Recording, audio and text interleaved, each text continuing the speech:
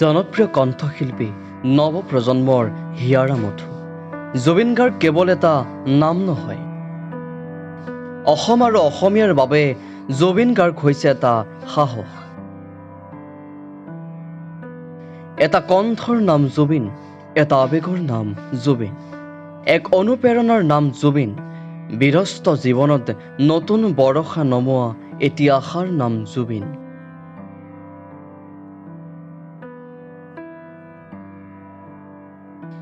হাজাৰ হাজাৰ জনক জগোৱা এটা আহ্বানৰ নাম জুবিন, এটি অনুষ্ঠানৰ নাম জুবিন, উজাগৰি নিশা সাৰথি হৈ ৰোৱা এটি জীৱনদায়িনী শক্তিৰ নাম জুবিন।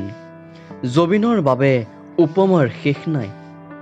জুবিন কি বুলি সুধিলে এটা লেখাত সেয়া বৰ্ণনা কৰা বহুত কঠিন। কিন্তু আজি সেই শিল্পীগৰাকী অগণন গুণমুগ্ধক কন্দুৱাই চিৰবিদায় মাগিলে এই সংসাৰৰ পৰা।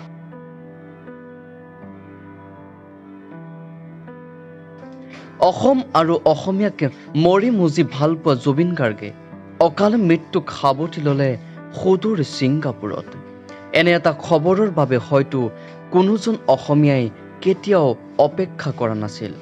জুবিনৰ বাবে নিজৰ প্ৰাণটোকো বিসৰ্জন দিব পৰা অসমীয়া ৰাইজে আজি চকুলো টুকিবলগীয়া হৈছে একেমাত্ৰ সেই শিল্পীগৰাকীৰ অকাল মৃত্যুৰ খবৰত।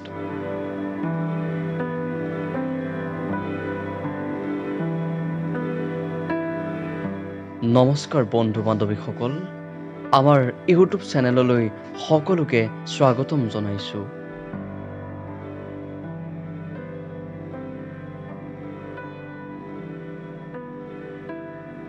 কি নাছিল জুবিন গাৰ্গ?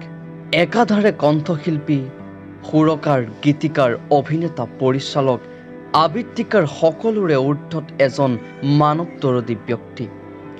কাৰোবাৰ অসহায় অৱস্থাই বাৰুকৈ কন্দুৱাইছিল তেওঁক। কাক কিমান ধৰণে যে জুবিন গাৰ্গে সহায় কৰিছিল সেয়া কৈ শেষ কৰিব নোৱাৰি। কিন্তু এইগৰাকী শিল্পীয়ে এনেকৈ বিদায় মাগিব বুলি কস্মিন কালেও অসমে কল্পনা কৰা নাছিল। কেতিয়াও নাভাগৰা, কেতিয়াও জীৱন হেৰুৱাব নোখোজা জুবিন গাৰ্গ আজি শুই পৰিল নিয়তিৰ শীতল কোলাত।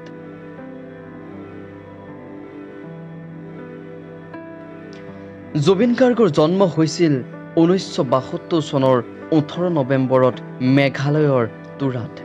তেওঁৰ পিতৃ হৈছে কপিল বৰঠাকুৰ আৰু মাতৃ স্বৰ্গীয় ইলি বৰঠাকুৰ। তেওঁলোকৰ মূল ঘৰ আছিল শিৱসাগৰ জিলাৰ জাজিত। কৰ্মসূত্ৰে দেউতাক আছিল মেজিষ্ট্ৰেট। সেয়েহে চাকৰিৰ খাতিৰত বিভিন্ন ঠাইত ঘূৰি ফুৰিবলগীয়া হৈছিল তেওঁলোকৰ পৰিবাৰ। তামোলপুৰত স্কুলীয়া শিক্ষা শেষ কৰাৰ পাছত জুবিন গাৰ্গে গুৱাহাটীৰ বি বৰুৱা মহাবিদ্যালয়ত অধ্যয়ন কৰিছিল। 1992 চনত গুৱাহাটী বিশ্ববিদ্যালয়ত অনুষ্ঠিত আন্তঃৰাষ্ট্ৰীয় যুৱ মহোৎসৱ পাশ্চাত্য এক সংগীত পৰিৱেশনত সোণৰ পদক লাভ কৰিছিল জুবিন গাৰ্গে। সেয়ে আছিল টাৰ্ণিং পইণ্ট। তাৰ পাছত জুবিন গাৰ্গে যেন সোণৰ জখলাৰে বগাবলৈ আৰম্ভ কৰিলে। অনামিকাৰ গীতসমূহ ইমানেই জনপ্ৰিয় হৈ পৰে যে শিশুৰ পৰা বৃদ্ধলৈকে সকলোৱে আজিও সেই গীত গুণগুণায়। কেৱল অসমীয়াই ভাষাতেই নহয়, বাংলা, হিন্দী, পাঞ্জাবী, মাৰাঠী, নেপালী আদি বিভিন্ন ভাষাত গীত পৰিৱেশন কৰিছিল আমাৰ অসমীয়া প্ৰাণ জুবিন গাৰ্গে।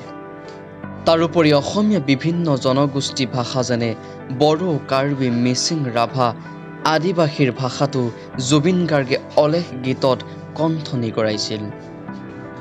কণ্ঠশিল্পীৰ উপৰিও জুবিন এগৰাকী সফল সংগীত পৰিচালক, ছবি নিৰ্দেশক আৰু সু অভিনেতাও আছিল।